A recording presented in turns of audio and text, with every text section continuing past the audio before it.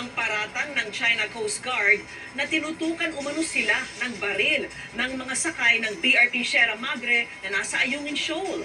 Sa kabila nito, nanindigan ng hukbong sandatahan, mayroong right to self-defense ang ating mga sundalo roon. At nakatutok si Chino Gaston.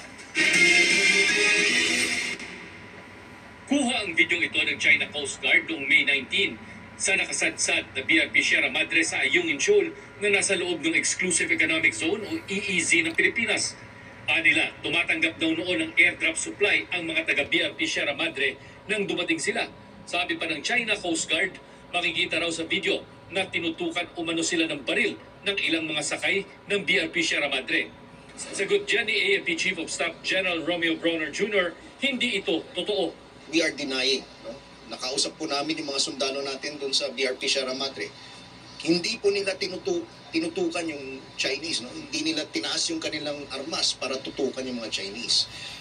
Hawak-hawak lang nila because of that right to self-defense. Bukod sa karapatang magbitbit ng armas ang mga sundalo sa isang military ship, masyado na raw lumapit ang mga rubber boats ng Chinese Coast Guard. Lumapit ng masyadong malapit yung mga Chinese dun sa ating BRP Sierra Madre. And meron tayong rules of engagement na sinusunod.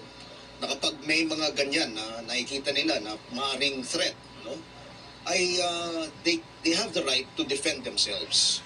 And we have to remember that the BRP Sierra Madre is a commissioned Navy vessel.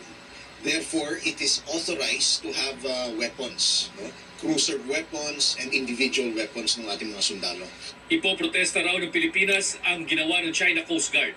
Yung isang drop natin ay kinonfiscate ng mga Chinese. Ang ginawa nila is that gamit yung kanilang mga rubber boats or yung rig nila, no?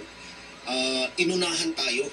So, kinonfiscate nila yung ating supplies, binuksan nila, tinignan nila kung ano yung laman, nung nakita nila na mga pagkain lang naman, no? Bulad, yung sachet ng kape at kung ano ng mga food supply, tinapon nila sa dagat. Sinusubukan pa naming puna ng pahayag ang Chinese Embassy sa sinabi ng AFP. Para sa GMA Integrated News, Chino Gaston nakatutok, 24 oras.